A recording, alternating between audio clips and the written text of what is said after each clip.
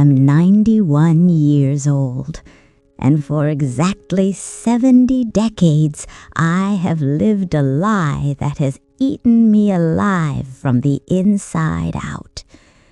They say that the truth will set you free, but for 70 years I believed the truth would only destroy the people I loved most.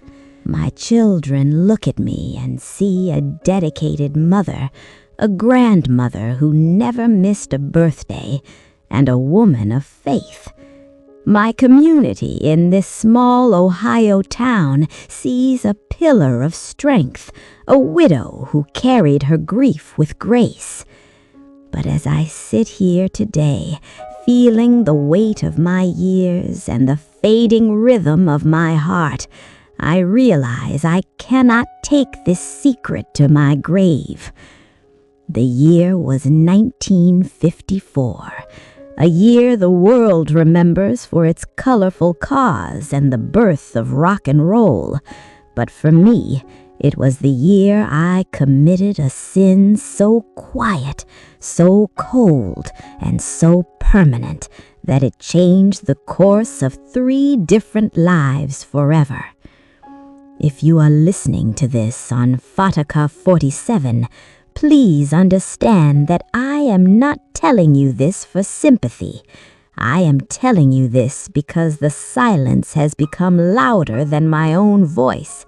And before the lights go out for good, someone needs to know what really happened on that rainy night in November 1954. Before I go any further into the shadows of my past, I want to ask you a favor. Life is short, and the stories we share are the only things that remain when we are gone. If you value these honest, raw human experiences, please subscribe to our channel, Fatica 47, right now. It helps us keep these forgotten voices alive, and I promise you, what I am about to reveal is something I have never whispered to another living soul. Back in 1954, I was 21 years old and newly married to a man named Arthur. To everyone in town, we were the golden couple. Arthur was a veteran, a hard-working man with a smile that could light up a room and a future that seemed written in the stars. We had a small white house with a picket fence, the American dream in its purest form. But behind that closed front door, there was a silence that was terrifying. You see, I was in love with someone else. His name was Julian, and he was everything Arthur was not. Julian was a musician, a wanderer, someone who saw the world in colors I didn't know existed. We had a secret world, a world made of stolen glances at the grocery store and hushed conversations by the river. It was a classic tragedy, or so I thought at the time. I was a young woman caught between the life I was supposed to lead and the life my heart screamed for. But on November 12th, 1954, the tragedy stopped being a story and became my reality. That night, Arthur was supposed to be at a late shift meeting at the factory. Julian had come to the house, risking everything just to say goodbye before he left for a gig in Chicago. We were standing in the kitchen, the air thick with the smell of rain and desperation, when the front door clicked open. It wasn't the factory manager calling the meeting off. It was Arthur coming home early because he had a surprise for me. The panic that surged through my veins was like ice water.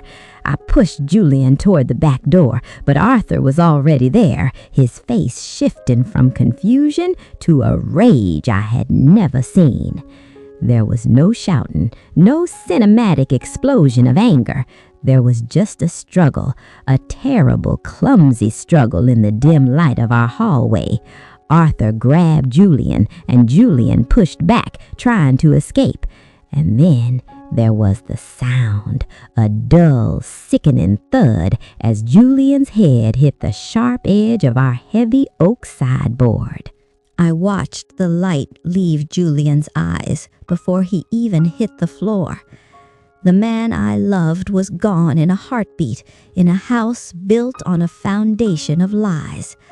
Arthur stood over him, his breath coming in ragged gasps, his hands shaking. We looked at each other, and in that moment we didn't see a husband and wife. We saw two accomplices. Arthur didn't want to go to prison for a man he hated, and I didn't want the world to know I was an unfaithful wife in a time when that was a social death sentence. So we did the unthinkable. We didn't call the police. We didn't call an ambulance. We waited until the clock struck 3 in the morning, and we carried Julian's body out to the old well at the edge of our property, a well Arthur had planned to fill in that very weekend. We dropped him into the darkness, and for the next 48 hours, we worked like possessed souls to fill that hole with dirt, rocks, and concrete. For 70 years I have walked over that spot. I planted a rose garden over Julian's resting place. I watched my children play tag on the grass that grew above the only man I ever truly loved. Arthur and I lived together for 40 more years until he passed away in 1994. We never spoke his name again, not once. We lived a life of perfect, polished misery, bound together by a debt of blood and silence. Every time someone mentioned a missing person or an unsolved mystery, my heart would stop. Every time the wind howled through the trees, I thought I heard Julian calling my name from beneath the roses. I have been a ghost in my own life, playing the part of the perfect woman while a skeleton lay beneath my feet. People often ask me what the secret to a long marriage is, and I want to scream that it's a shared grave. As I look out my window now, the sun is setting over that same garden. The roses are long gone, replaced by simple shrubs, but the truth remains as heavy as the day we poured the concrete. I wonder often about Julian's family. They thought he just ran away, a drifter who didn't care enough to say goodbye. They died never knowing their son was only a few miles away, buried under the lies of a perfect couple. The guilt is a cold companion, one that doesn't get easier with time. It only grows heavier as you get closer to the end, because you realize there is no more time to fix what you broke.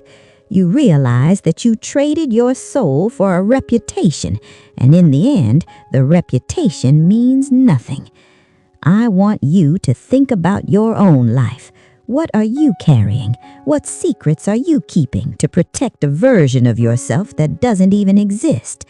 I am 91 years old, and I am telling you, the weight of the truth is lighter than the weight of a lie, no matter how heavy that truth may be. If you have found this story moving, or if it has made you look at your own life differently, please share this video with someone who might need to hear it.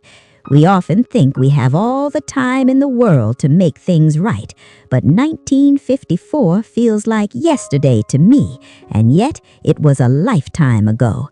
Share this so others don't make the same mistake of choosing silence over soul. I am tired now, more tired than words can express. I have written a letter with the exact location and the details of that night, and it is tucked away in my safety deposit box, to be opened only when I am gone. I couldn't tell my children to their faces. I couldn't bear to see the love in their eyes turn to horror, but I had to tell someone. I had to let the air hit this secret one last time. Thank you for listening to my confession here on Fataka 47. It is the only confession I will ever make. Before I leave you, I want to hear from you. Do you believe some secrets should stay buried forever to protect the living, or is the truth always more important no matter the cost? Please leave a comment below and let me know your thoughts. I will be reading them even if I cannot reply. Your perspective means more to me than you know in these final days. Thank you for being a part of this journey with me. Life is beautiful, but it is also fragile. Don't waste yours living behind a mask. Goodbye, and may you find the peace that I have been searching for since that rainy night in 1954.